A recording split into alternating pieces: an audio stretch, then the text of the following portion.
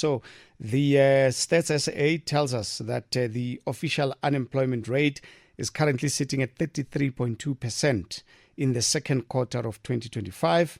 And according to Stats SA, there's an increase of 19,000 jobs, in fact, number of people employed. And there was an increase of 140,000 in the number of unemployed persons to 8.4 million. This resulting in an increase of 159,000, which represents 0.6% in the labor force during the same period. Discouraged work seekers decreased by 28,000, down by 0.8%, and the number of persons who were not economically active for the reasons other than discouragement remained unchanged between the first quarter and the second quarter of 2025, this leading to a decrease of 28,000 in the number of not economically active population to 16.6 million. The above changes in employment and unemployment resulting in the official unemployment rate increasing by 0.3% of a percentage point from 32.9% in the first quarter to 33.2% in the second quarter of 2025. The expanded unemployment rate in the second quarter decreasing by 0.2% to 42.9% when compared to the first quarter, which was sitting at 43.1%. The number of persons employed in the formal sector increased by 34,000 in the second quarter, and the informal sector employment decreased by 19,000 over the same period. The largest industry increases in employment were recorded in trade, 88,000, private households, 28,000, construction, 20,000. Decreases in employment were recorded in community and social services, agriculture, finance, transport, utilities, and manufacturing. The results also indicate that the highest increases in employment were observed in Gauteng, Eastern Cape. Those are the two provinces where there was a semblance of hope. The decreases were observed in the Western Cape, 117,000 people, and KwaZulu-Natal, 86,000. Northern Cape, 28,000. These are provinces that experience decreases in employment. The youth, 15 to 34, remain vulnerable. The results for the second quarter show that the total number of unemployed youth increased by 39,000 to 4.9 million, while employed youth recorded an increase of 31,000 to 5.7 million. As a result, the youth unemployment rate remains unchanged at 46.1% in the second quarter of 2025. Siphelele Ngidi is from the Southern Center of Inequality Studies at Wits University. Siphelele, thank you for joining us. Yes, greetings, Thabiso, and listeners. First and foremost, what do you make of these figures? Any surprises on your end? Generally, there's no surprises. As this has been a consistent trend in South Africa. But the biggest thing for me, and of which is my major concern, is the stats that we are not talking about the most, and that is the percentage of the long-term unemployed, and which is individuals who have been seeking employment for over a period of 12 months, right? Currently, over the past 10 years, it went from 63% to 76%, which reflects how chronic unemployment is in South Africa and how a large amount of the population, those who are seeking, are not finding work. And I find this to be a bit of a tragedy, not necessarily just in statistic form, but if you consider the impact in terms of mental health and other forms of well-being that being chronically unemployed imposes on an individual, this is really a bad situation that we find ourselves in. And of course, young people and black women in particular in the doldrums. Absolutely. Again, we see young people. One of the major statistics is that a large percentage of young people aged 15 and 24 are not employed nor are in education and training. And this is a major problem. Specifically, it's 35%. And this has been a sort of a trend over the last 10 years. It has been ranging around this number. And if we consider the implications of this to our social situation, considering that the unemployment with other indicators in South Africa, such as poverty and etc., this can have a huge implication in terms of the fabric and tension going on in South Africa, as we have constantly been seeing. As these young people are not finding employment, they might find other ways to make a living, and those ways might not be ways that we morally agree with.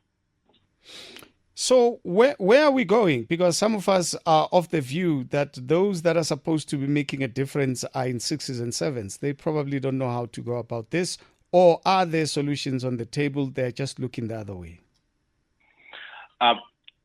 Sadly, the South African labor market in its current state has been a product of policy. It's never just appeared in the situation we find ourselves in is a product of policy or lack of policy, be it your apartheid or colonial policies, and be it post-apartheid policies that were supposed to uplift everyone, that instead discriminated and left certain people behind. And currently, we are in a situation where we're having a lot of pointing of fingers. We have our government, they will point at the private sector and say, it's your job to create jobs. And the private sector point back at government and saying that you have not created a conducive environment for us to invest. You have not created a stable environment that will enable the protection of our investment. And then government goes back and to the young people in this country and say, you are unemployed because the skills or the education or the qualifications that you obtained are useless or are not what the market demands. But the young people respond that this is not necessarily the case. You told us to go get educated. We did get educated. And now we are unemployed, not necessarily because we did something wrong, but it's you who has failed to generate economic growth and and create an economy that can absorb us. And that's the situation we find us in we're pointing of fingers.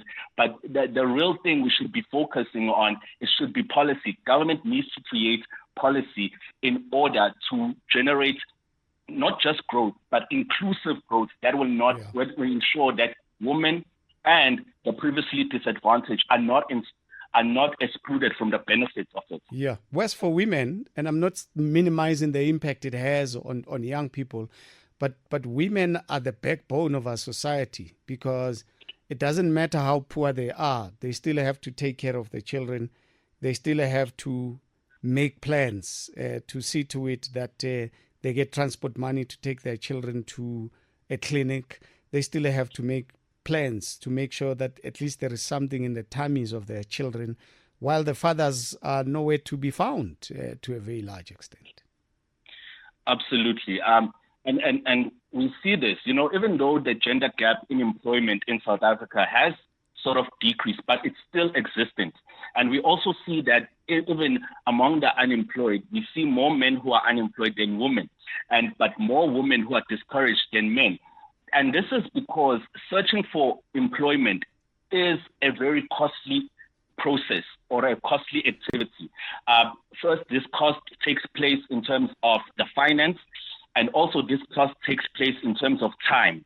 As we know, women, they have other or non-wage activities, activities in the home and etc., which might result in them not having as sufficient time as men in searching for employment. And that's why we might see them being more discouraged than men. And also, something we keep on ignoring is that the activity itself, particularly as we see certain crimes of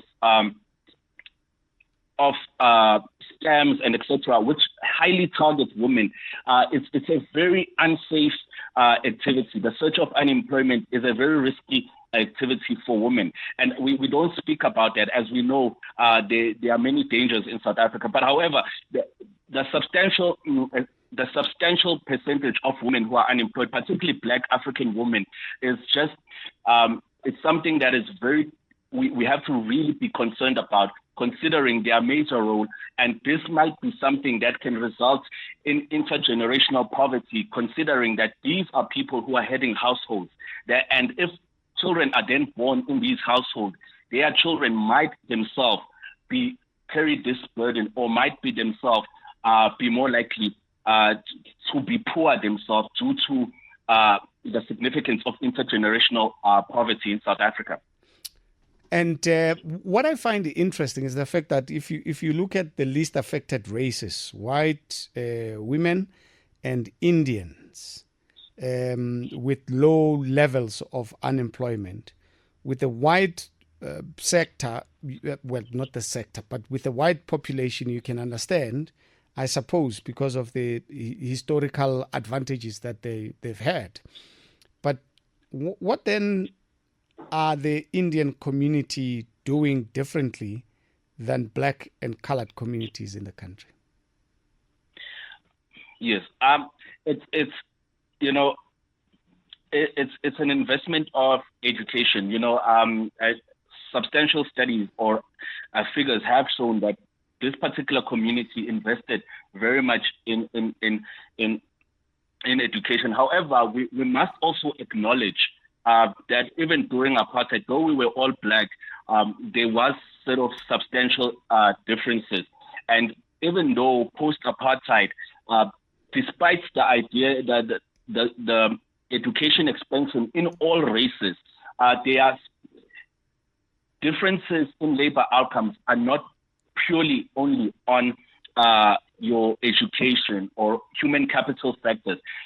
Stigma, racism, systematic racism still exists. So, however, there is things we can learn from the Indian community in terms of how they have been able post-apartheid to have upward mobility. But at the same time, we need to also acknowledge that we have not really done enough. Government has not really done enough to transform and uplift everyone and ensure that there is inclusive growth. Let's leave it at that. Siphelele, thank you so much, sir, for your insights. We really appreciate it. Absolutely. Thank you. Thank you so much. He's from the Southern Center of Inequality Studies at Wits University. We were talking about the sad state of affairs, which continues unabated, year in, year out, quarter in, quarter out. We are subjected to the bad news of unemployment in this country, affecting mostly young people, affecting mostly Black women in particular. As to whether at some point this will come to an end, your guess is as good as mine, but I'm not convinced.